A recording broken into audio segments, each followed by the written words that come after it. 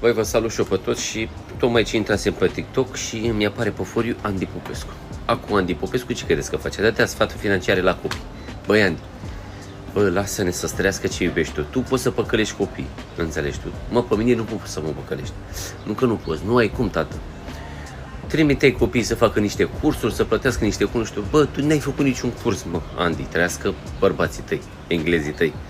De ce nu spui la lume că tu ți-ai lăsat soția ta frumușică și te-ai dus și te-ai dus la englezul ăla în UK acolo, înțelegi, frate? Și ți-a băgat ea niște bitcoins pe acolo prin portofel, ți-a luat un Lamborghini, iubitul tău. De ce nu spui vere corect la lume? Bă, frate, eu am avut noroc. Am avut noroc că i-a plăcut la un englez de mine. Înțelegi? Dă o vere pe față. Dacă nu o dai tu pe față, să nevoit să mă sesizez eu din oficiu, să spun la lume cum ai făcut bani.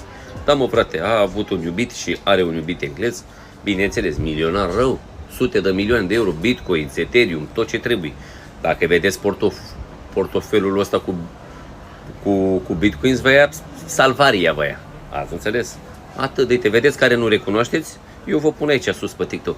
Andy Popescu este cu volanul pe UK. Ca să nu mai vreau să intru în detalii.